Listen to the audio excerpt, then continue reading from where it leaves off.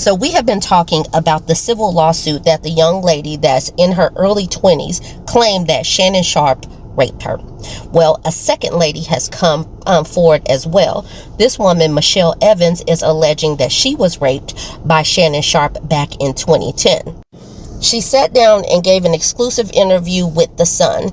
Now, I'm just giving you this trigger warning because I am going to play it after this video, that there are explicit things that she talks about. This could be a very triggering interview to sit down and listen to. And if you don't want to listen to it, I completely understand. I'll give the rundown. She alleges that they had a relationship of sorts back in the early 2000s. They were not exclusive. She was actually still married. He was messing with or dealing with other women as well.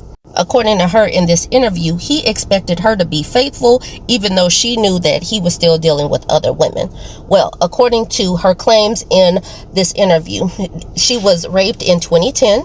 He came over to her home and he basically initiated sex. She didn't want sex. He pulled out his peen, he put it in her mouth, and then moved on to do the rest of the do on the bed. So that is basically what she is saying in this interview. If you do, it's 9 minutes long. It's a 9-minute long video where she gives the history of what happened with her and Shannon Sharpe, how it escalated as far as her putting in a restraining order, pulling the restraining order, him giving out her information and doxing her, and all of this situation where she actually had her daughter in her apartment at the time, and she's alleging that he was sending people over to her house, and that's the reason why she pulled the restraining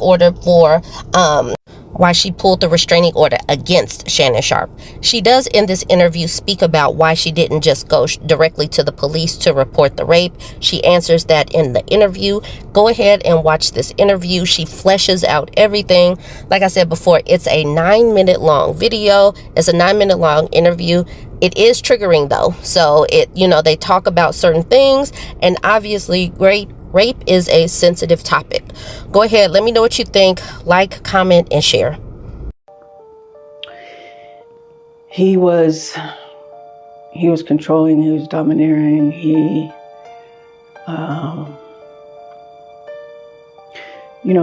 was manhandling me beforehand.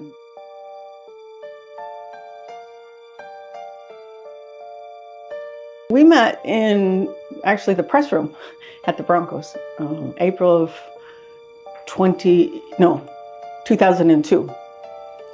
And, but we didn't start talking until we met up at a club at Blue 67 in Denver. I don't know if anyone is listening from Denver, but yeah, we were at a club at the same time. We didn't go together. We just happened to both be there. And so he started talking to me, and he started pursuing me pretty heavily from then on. I resisted for a while because, I was a reporter, and I didn't want to mix the two.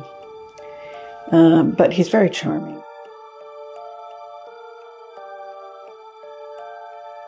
And we dated until the 2010 incident. And then it came to an abrupt end because I wanted, we were arguing and he was threatening me and stuff like that after, but I didn't see him again after he raped me. So what led up to that fight, that 2010 fight that you guys, I know that the argument ensued first before he allegedly raped you?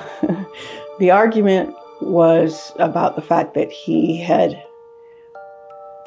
removed one girl from his house and put another girl in his house, and didn't tell me.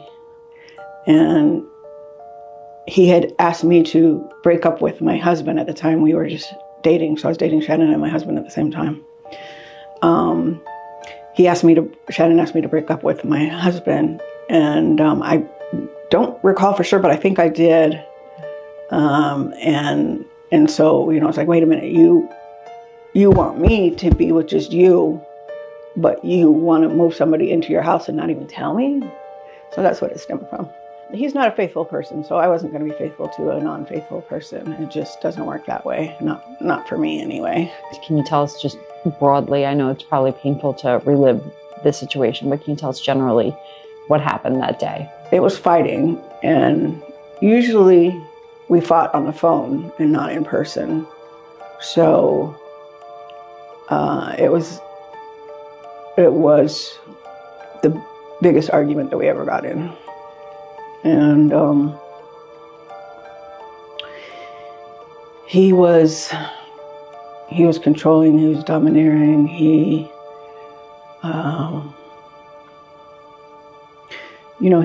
was manhandling me beforehand, and he wanted to have sex, and I told him no. I told him no, because you gave it to somebody else. I didn't only tell him no, I told him why. And he wouldn't take no for an answer. So he overpowered me, put me to my knees, put his penis in my mouth. And after he got enough of that, he put me on the bed. And, this was all a struggle. So I had said no. And I said no, even though I was thinking that. And so it was the hardest. Yeah, this is too hard. I remember he got dressed and he knew what he did. And so, I just kind of escorted him out the door. And then I wasn't going to do anything about it. Sometimes when you're with the person for a long time, it's hard for you to realize that they're being the perpetrator, even though you know it, you don't want to admit it, and there's so much going through your mind. But then he started coming at me. If I tell anybody, he'll use everybody he knows to destroy me, which he basically has. And then he started making other threats against my life, threats, he just was so worried that it would get out, and I wasn't going to do anything. But when he kept calling me at work, and when he kept, just very aggressively behaving, and I could see it wasn't going to go away, and he said he was going to destroy me, and he was going to kill me, and he told me he was watching me, and all that. I just went and got a protective order. I'd had enough. And unfortunately, shortly after, he doxed me, and my address got out. And I had somebody stop by my apartment, which had a door that led right to the side. It was basically on the sidewalk. And somebody came up to my door and said, "Shut up," and screamed it at the top of their lungs. And I had my daughter in there right there. And I was like, oh, no. And so I went in and I dropped it, because also at my house, not my apartment, my house, at my house, somebody came to my house and sat out front in the driveway while my daughter was there alone. Someone came to my house, someone came to my apartment, and after my daughter called me, that's when I went straight there. So after you rescinded the restraining order, was there any other weird stuff, or did it kind of just die down? It died down. I tried to move on with my life. We may have talked, I think, once or twice. But then he started going on television. He came to my job, Turner Broadcasting, went on TV at CNN, and it was my job to put the videos from up to YouTube for CNN. That was part of my job. So I'm putting up this video, and here I see Shannon at my job talking about domestic violence, and the co-host mentioned that, oh, you had one that was just totally dropped, made it look like the police dropped it, not that I had gone down and withdrawn it. It created a picture that wasn't accurate. And that was a very hostile work environment. I'm going to ask something that might be a little sensitive or might sound insensitive, I should say. But I'm going to go ahead and ask it because it's a question that I'm sure people are wondering. Why didn't you file a police report when he raped you? Because I was scared for my life. He said he would use it. Everybody he knows, and he knows lots of police officers. So I didn't know that if I went down there, that would be one of the people that he knows. Atlanta has a problem with corruption down there.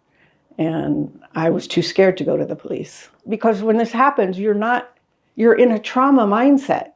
You're not in every day you and I are talking here like, oh, okay, well, maybe I should do that. No, you're like fear for your life. You're traumatized. You're not thinking straight. You're having anxiety and panic attacks. And I was worried that he would, get a hold of this police officer, and who knows what would happen. And so it was just a decision, and it's a decision a lot of rape victims make, to not go to the police. They always say the woman is crazy.